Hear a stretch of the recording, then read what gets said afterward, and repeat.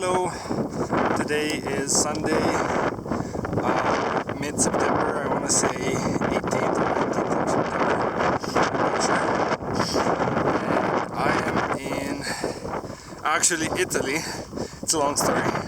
So, but let's start easy. So, I wanted to do this multi-day that crosses these mountain passes close to 3,000 meters. And yesterday, it was a little bit, it was snowing very lightly in the sense of there were like snowflakes here and there, but there was none on the ground. And it was quite cloudy and overcast, and you could tell that the weather's not great. But yeah, it wasn't properly snowing. So I started in Scuol in Graubünden, and then I walked about 20 kilometers to get to this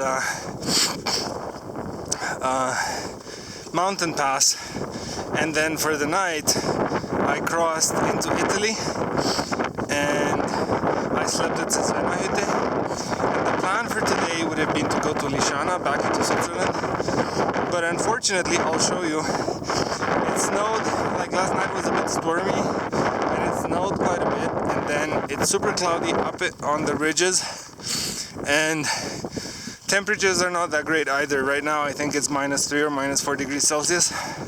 So I think that more or less disqualifies us from going further up to 3,000 meters. Right now I'm at 2,300. So I would have to climb another 700 meters to get to Lischanna, and then down, up and down. And then I asked the wardens at Sesvenna, and they said there's no one else in the mountains as far as they know. So I decided against it. So what I'm gonna do is I'm gonna go back down to Scuol on the same way I came up, which was a very easy trail with no technically difficult bits. But I just wanted to show you the border. So we're maybe like 500 meters from the border between Italy and Switzerland. Actually right now we're on the Italian side. And it's not entirely obvious where the border is. There's a stone, but I was looking for it, but I missed it on the way to the cabin. So let's see if we find it on the other way. And then I'll show you the path where I would have wanted to go and can't, and then I will show you the path where we're going. These plains right here, that's a swamp, by the way, and these plains are full of marmots. Yesterday I think I saw a marmot every 20 meters, and like really big fatty marmots too, not like it's obvious that they have enough to eat and they're living a really good life on this plateau. So Sesvenna, to go to Sesvenna, 1 second, we'd have to climb up in that valley, and then another 400, somewhere there's a mountain pass, but see, it's so cloudy you can't even see, and then go down. And to go back to Scuol, we're gonna go down through that valley instead. So I think the snow only set starting 2,000 meters or so. So once we start going down 300 meters, probably the snow will go away. But you can definitely tell that winter is coming. And I didn't expect this, because I thought usually mid-September is not that cold, and especially because this year there's so many heat waves and the weather was very dry. I thought this September would be still on the tail end of summer, but apparently not. It's quite cold, or it got quite cold quite quickly. So yeah, so apparently, so there's a fence at some point, and apparently the border is where the fence is, but I definitely missed it. I mean, I remember crossing the fence, I just don't remember the border marker. And this entire area is a nature preserve for, I believe, the marmots. So human intervention is generally minimal, so you don't actually see many man-made things. I think there's a cabin on the border, but there's no checks or anything. It's free to go wherever you want.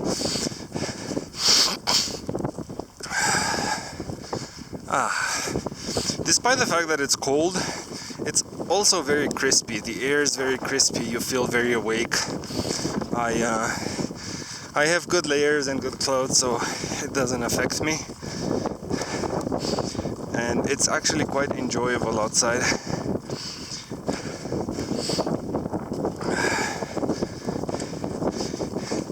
Yeah, this part of the trail is quite flat. And initially, actually, if the weather had been better, or actually if there hadn't been any snow, what I would have wanted to do is do it in reverse. So from Scuol, go to Lischanna into Italy, sleep at Sesvenna, and then go back down to Charush and Scuol. But this is also pretty, and it doesn't matter that you do exactly the trail that you wanted to do when you left home. It matters that you have a good time. And what's very beautiful on the way that I came up is there's this canyon, and it's very rocky, and there's like a path that's dug on the side of the canyon, and that's actually the way that I came up. And it looks very I don't know, very looks like a mine somehow, or like this something that you would get out of an adventure book. And apparently that tunnel was constructed in 1910, and initially I thought it would have been for smuggling or something, but no, I think they just wanted to explore the area.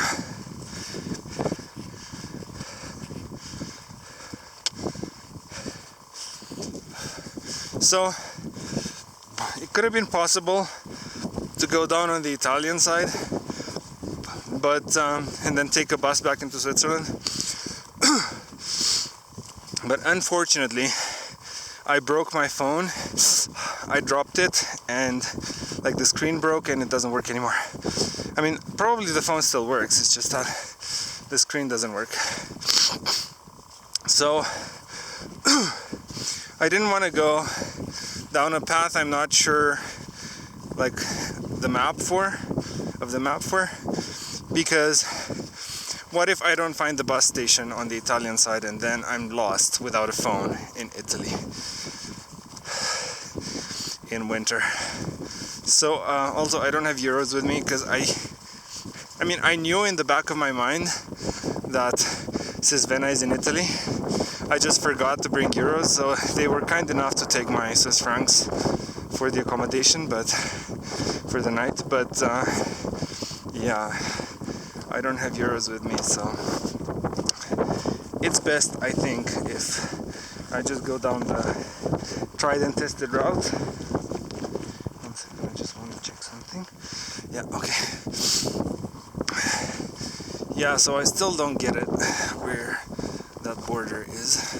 Oh, there it is. Yeah, I think I found it. Yeah. So normally the way borders are drawn between countries, not always, but normally, is you would go by the watershed. So rivers that flow south from here into probably the Adriatic Sea, everything that flows south belongs to Italy, and everything that flows north belongs to Switzerland. And I don't think you could see, but earlier, like maybe 50 meters back, there was a creek on the side of the trail, and the creek was flowing backwards, so it's flowing back towards Italy, so we were still in Italy. And I think this lake here, or this puddle, is actually not flowing anywhere. And on the other side of that fence, I think the creeks start flowing north. So I think that's where the border is, where the fence is. I mean, don't imagine some kind of magical fence. It's just, it looks like a farm wire fence for cattle. Yeah, yesterday I exhausted myself because there were quite a few snowstorms. I mean, not really snowstorms in the sense of there was white everywhere, but it was very windy, and it was snowing very sparsely, but still snowing, and then all the snowflakes got in my eyes, and you can't really stop in that weather because you're gonna get cold, especially because I was going up and I was sweating a little bit. So yeah, so you can't stop. So I was very exhausted when I got to Sesvenna, and I actually had some tea, and then I went to bed for an hour, and then I woke again and hung around the cabin.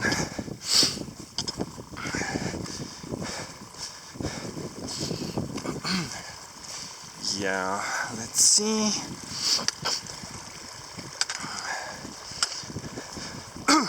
Yeah, so even though we're in Italy, this is actually a German-speaking region of Italy.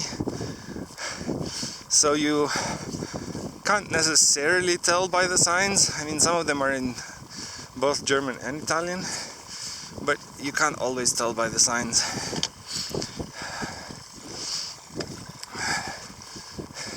But I'll show you. Yeah, so this is the border, now I know. I mean, I remember passing through here, I just didn't realize that this was the border.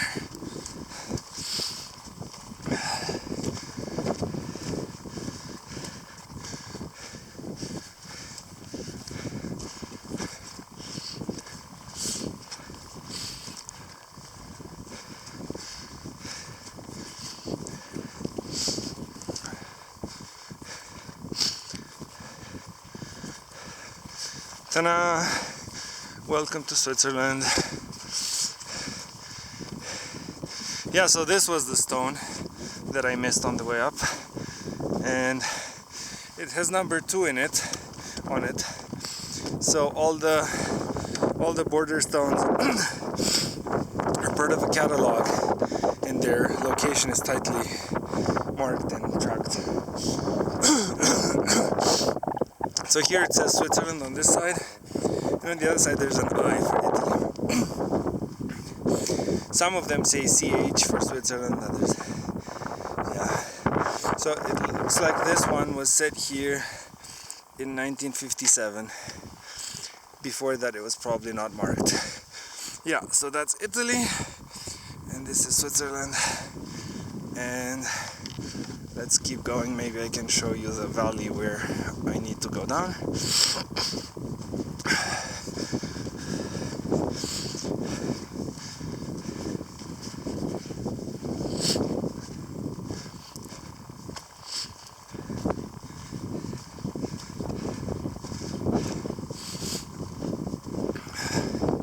It's much nicer when the sun comes out. It just feels nice on the very little bits of skin that I have exposed, like my cheeks and my forehead.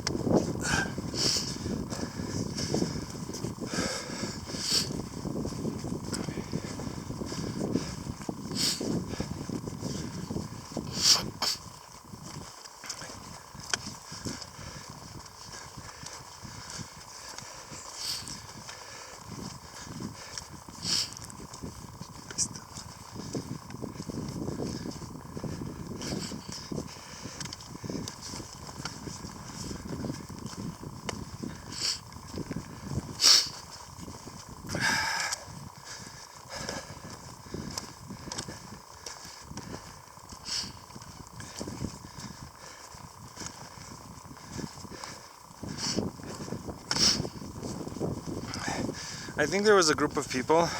So there were, last night at Sesvenna we were about 10 people. So there was a group of 5, or well, except for, let's say maybe 8 without the guards. So there was a group of 5, and then there was 3 of us who were on our own. And I think the group of 5 went down the same way this morning, just a little bit earlier than me. The other 2 guys, they are going up to Sesvenna Pass, which is through there somewhere. Good luck to them. Yeah, so this is the valley, and I think this cabin is for, I don't think this, it says Alps Rhine, but I don't think this is an Alp in the sense of a cow farm, because this is a nature preserve, so they wouldn't bring cows here. So I think it's probably just for like the border patrol if they need it or something, but it was closed when I came up. There was no one there, and the windows and doors were boarded. But I think that's what it's for. And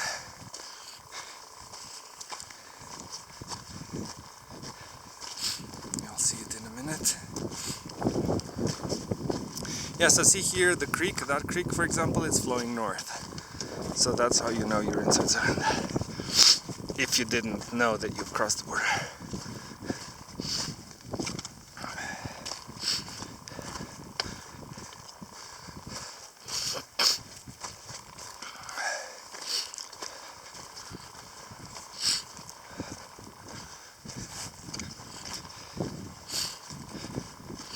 Funny, if you ever look at the map of Europe and you overimpose the river drainage basins, you can actually see the borders almost perfectly, which is very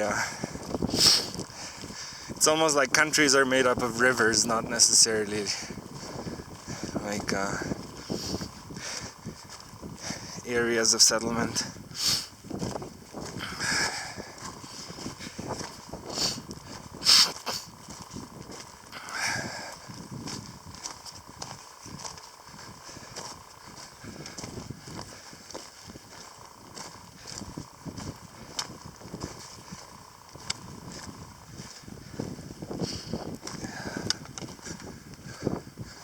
I don't know which way, probably this way. I actually don't remember which way I came up.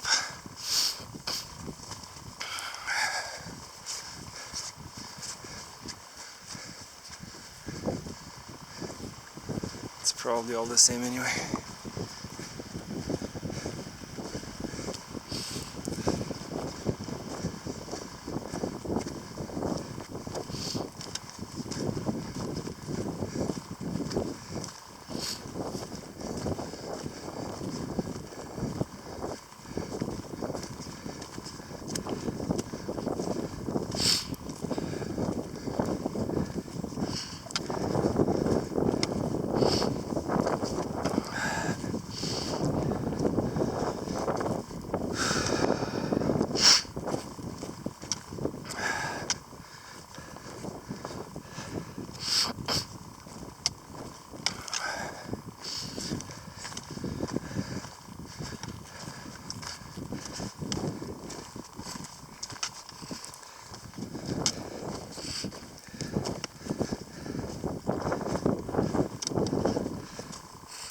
Yeah, so that is, I think, the border cabin, or the cabin for the border patrol, and we're going down in that valley, so see you in a bit.